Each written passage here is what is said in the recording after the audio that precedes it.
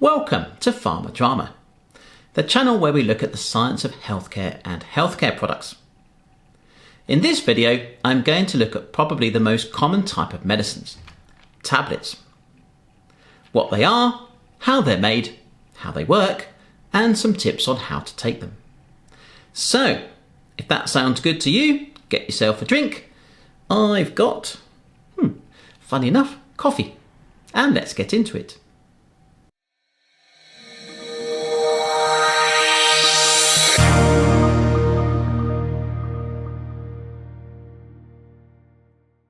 Tablets are the most common type of dosage form, and indeed are also the oldest type of dosage form. There are records of tablets being used as far back as the Egyptian Empire, for instance, almost 1500 years ago. Tablets as we know them today, however, were invented in 1843, when the British inventor William Brockidon applied for a patent for a machine that could compress powders to shape pills, lozenges and black lead by pressure in dyes. I have to say that these days black lead tablets are not so popular, but pills and lozenges certainly are. And while we're on the topic of names, I should say that the word pill is always frowned upon by those in the pharmaceutical profession. I'm not sure why, but I've had it drilled into me over the years that the correct term is tablet, so I'm sticking with that.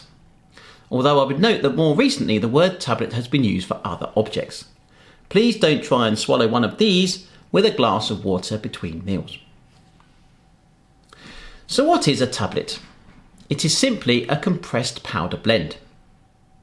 They are made by blending the drug substance, which is nearly always a white powder, with a range of other ingredients, which for some reason are called excipients, and are also often white powders. The powder mix is then put into a punch and die, and a lot of force is applied to squeeze or compress it into a hard mass. The punch and die set are what gives tablets their particular shape, and often indent an identifying name or feature on the surface. It's kind of important to know what drug a tablet contains. Tablets can be made in a range of sizes and shapes, and can be coloured, again to aid identification. In some cases, the shape and colour of a tablet can be its unique features. I'm sure if I said blue diamond tablets, you would know what the active was, for instance. Okay, that was Viagra, if you were wondering. The other ingredients in a tablet are usually added for specific reasons. Once swallowed, we want a tablet to disintegrate pretty fast, but tightly compressing the powder makes it hard to disperse. Therefore, one common ingredient added to tablets is a disintegrant. These are compounds, like starch, that rapidly absorb water and swell. The mechanical action of swelling helps blow the tablet apart. Sometimes, however, a drug substance doesn't compress very well. Think of trying to compress ball bearings, for instance. And so we add ingredients that help bind the tablet together. These are called binders. We might also add ingredients to help mask the taste of the drug. Most drugs taste extremely bitter. To colour the tablet, to help keep the drug from degrading upon storage, and so on. Sometimes, especially when the amount of drug is very low, we add an ingredient simply to bulk the tablet out a bit, to make it easier to handle. These are called diluents. Lactose and microcrystalline cellulose are good examples. The amount of drug contained in a tablet is very important. Because we have to add all these other ingredients in order to make the tablet function properly, we can't add too much drug or the final tablet would be massive. Most tablets contain up to about half a gram of drug. Any more and they become very difficult to swallow. Every box of tablets contains one of these, a patient information leaflet. The leaflet will list all of the ingredients in the tablet. And I think it's fun to try and work out what they all do, because no manufacturer will add unnecessary ingredients to their formulation. You'll also notice that, more often than not, tablets are supplied in these, blister packs. Ever wondered why? It's because most medicines have shelf lives of several years. but exposure of a tablet to water or light can be very damaging. So the blister pack protects the tablet during storage, but the foil is weak enough that you can push the tablet through it when you want to take it. In some cases, the blister pack can be printed with days of the week on, so it's easy to see if you have, or have not, remembered to take your tablet each day. This is very important for contraceptive medications, for instance. Sometimes you will find a desiccant packed inside the box. A desiccant is something that absorbs water. So if you see a desiccant in the box, it indicates that the drug is particularly sensitive to damage by water.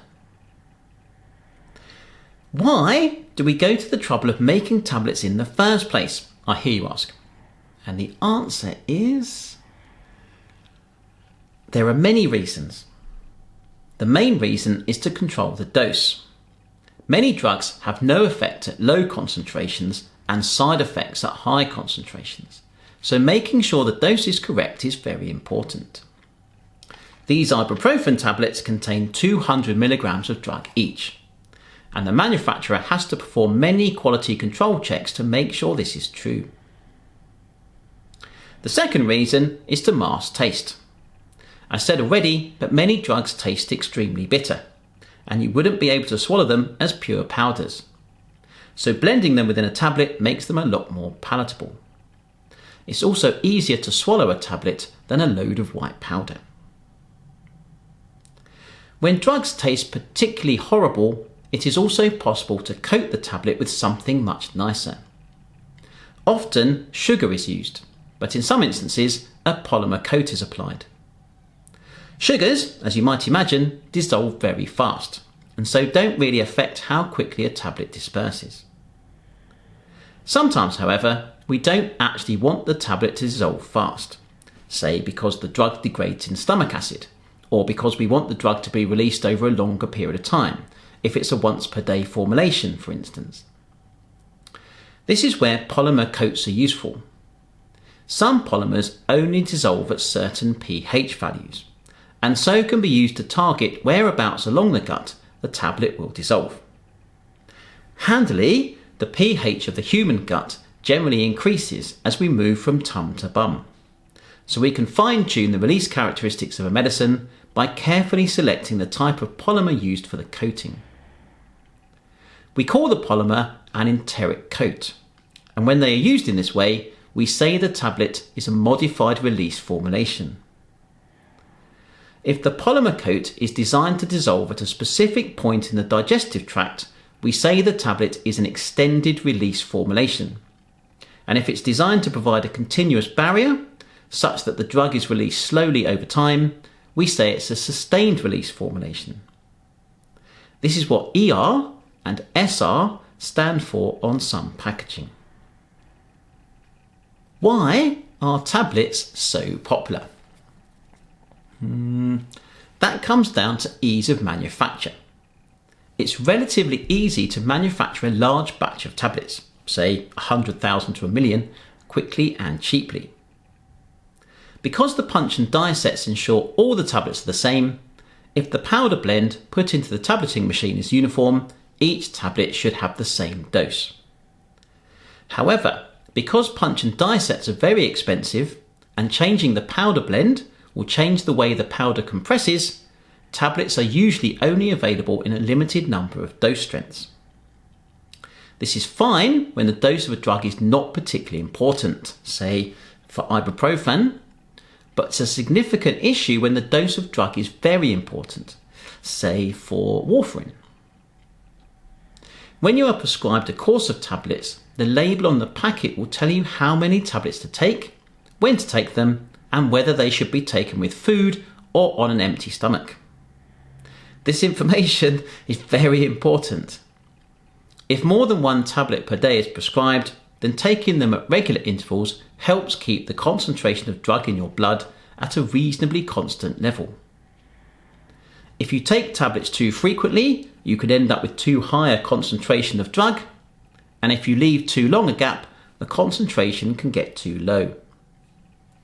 These effects are particularly important if you can't remember if you've taken your tablet, so have another just in case.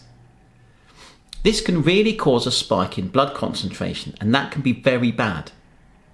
So if you are taking tablets for a long time or have to take many medications simultaneously, a good idea is to use one of these, a dosette box. Although it won't ensure you take the tablet at the right time of day, it will ensure you don't under or overdose. Finally, are you one of those people who cut tablets?